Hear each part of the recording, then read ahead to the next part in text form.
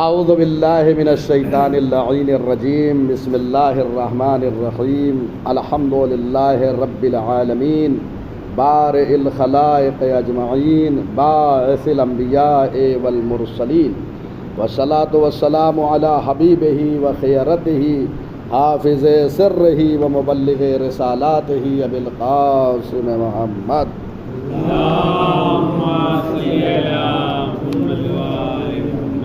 وآلہ الاطیبین الاطہرین الانجبین لا سیما بقیت اللہ فی الارضین روحی وارواح العالمین لتراب مقدمہ الفداء واللعن الدائم علی اعدائہم اجمعین من یومنا هذا الى قیام یوم الدین اما بعد فقد قال علی علیہ السلام اذا كنت فی ادبار والموت فی اقبال فما اسرع الملتقى. یہ نہج البلاغہ سے ایک حکمت میں نے مولا کی پڑھی ہے، اور اس لیے کہ آج ہمارے درمیان نہج البلاغہ جو ہے مہجور ہو چکا ہے، لوگوں نے چھوڑ دیا ہے۔ ہم نے کتنے خطبے پڑھے ہیں، امام کے اس میں مکتوبات ہیں جو خطوط لکھے ہیں، آیا ایک خط بھی پڑھا ہے یا نہیں؟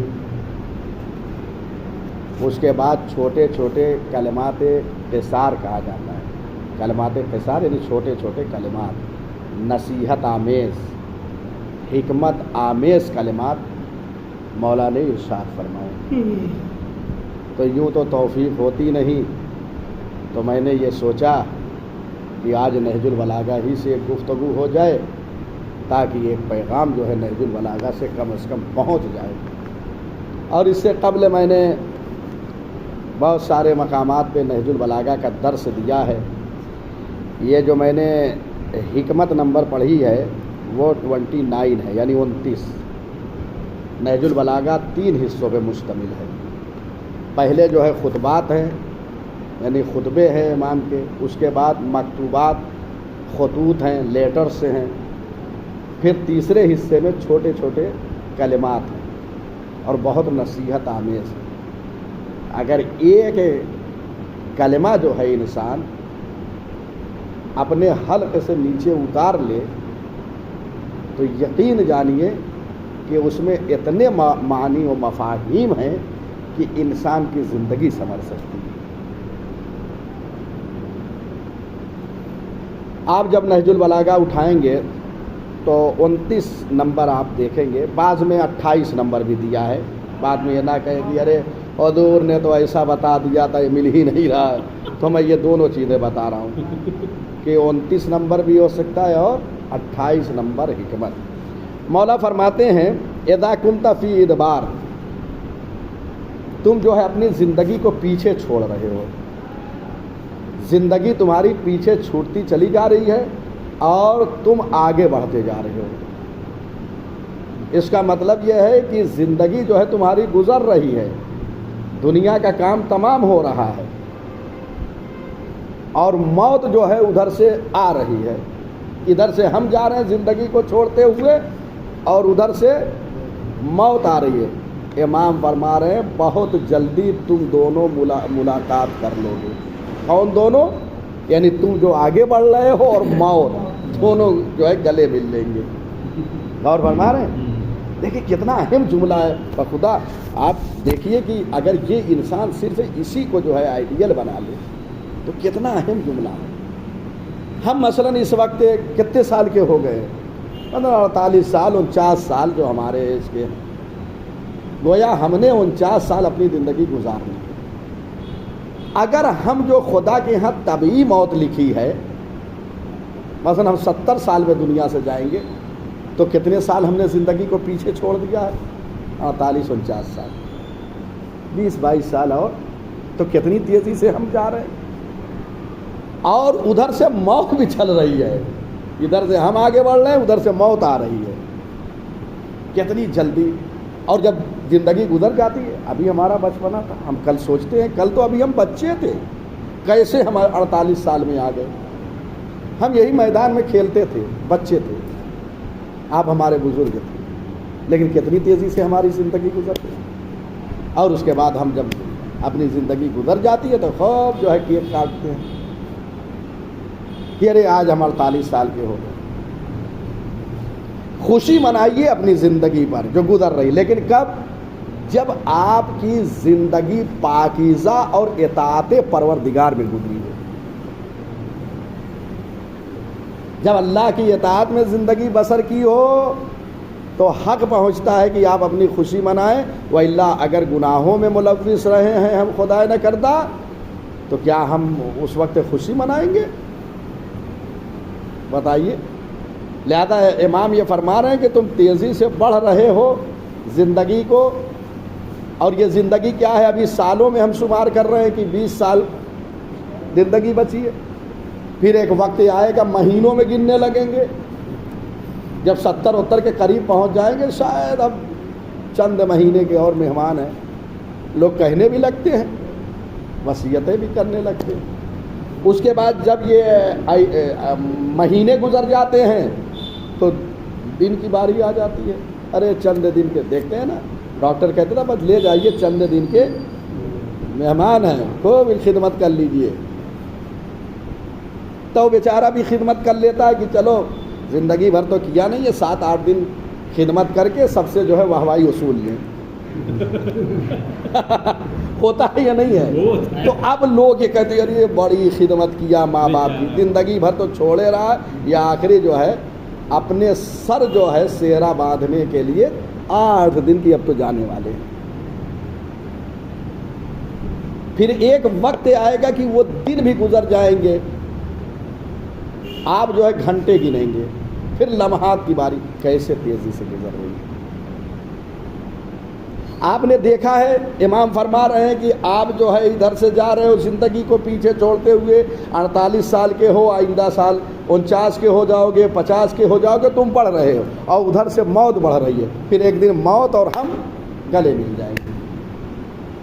آپ نے دیکھا ہے کہ 2 گاڑیاں جب آمنے سامنے چلتی ہے تو کیسے چلتی ہے؟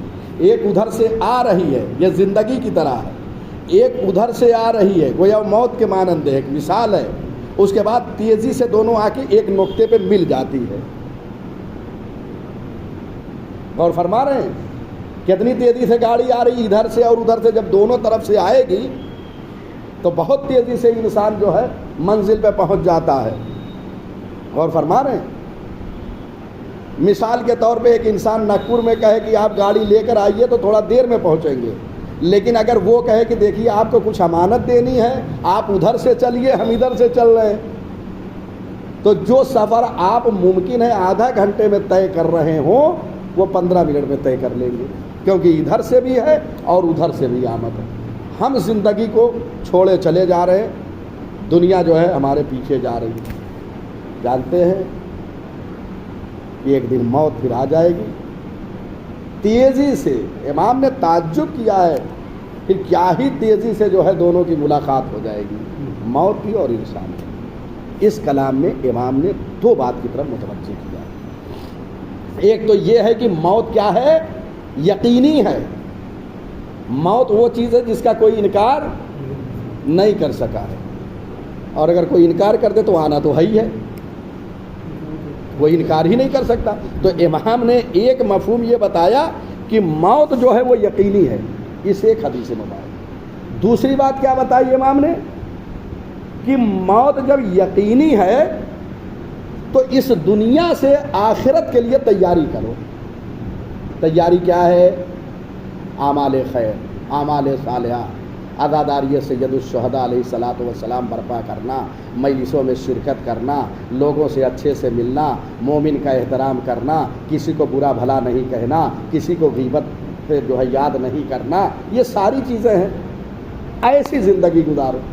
ایک اور مقام پہ اسی نہج البلاغہ میں امام فرماتے ہیں نفس المرء خطاہ الی اجلہ، انسان کی ایک سانس جو ہے، یہ سانس جو لے رہا ہے، اس کو موت کی طرف ایک قدم آگے ڈھکیل دے رہی ہے یا نہیں ہے؟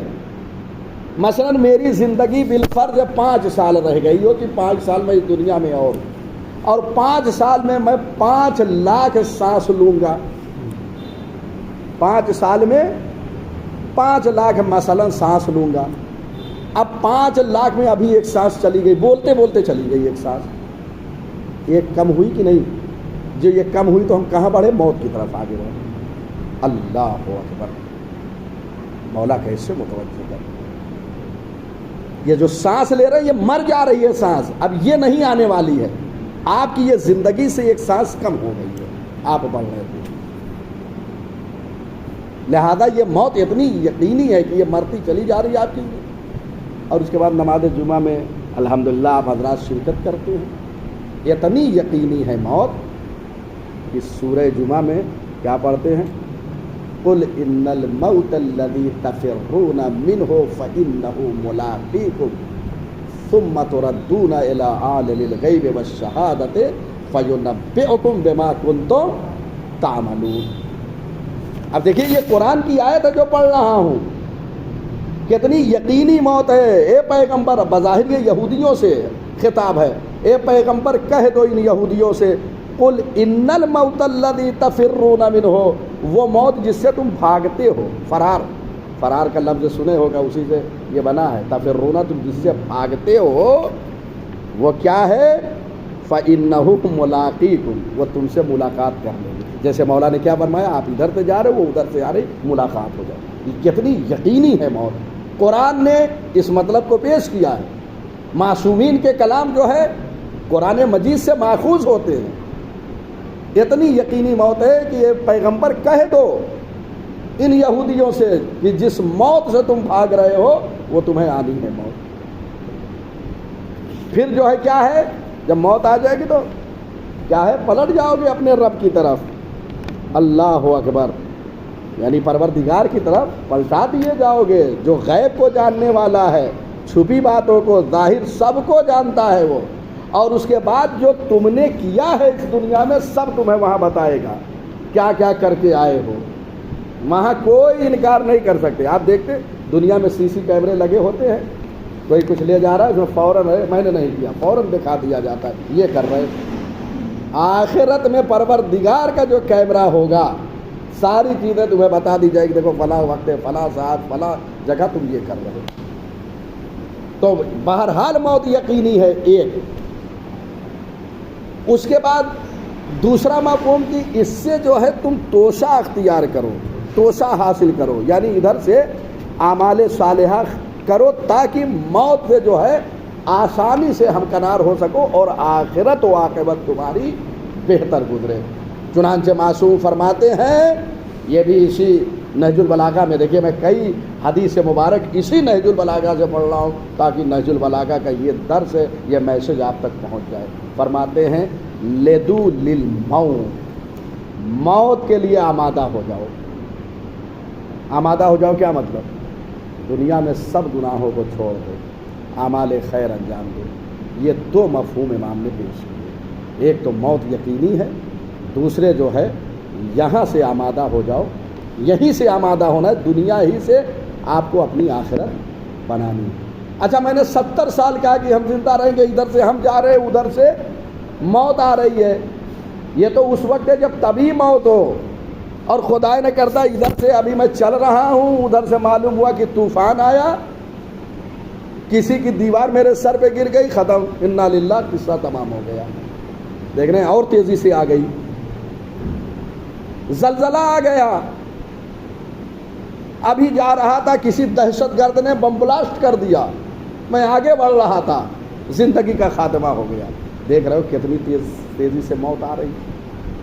لہذا کوشش یہ کریں کہ یہ پیغام یہاں تک نہ رکھیں. آپ جائیے گھروں میں بتائیے, لوگوں کو بتائیے, جہاں پہ بیٹھے وہاں پہ یہ باتیں کیا کریں, بجائے یہ کہ دوسرے کے گھروں کی باتیں ہم کریں, دوسروں پہ تبصرہ کریں.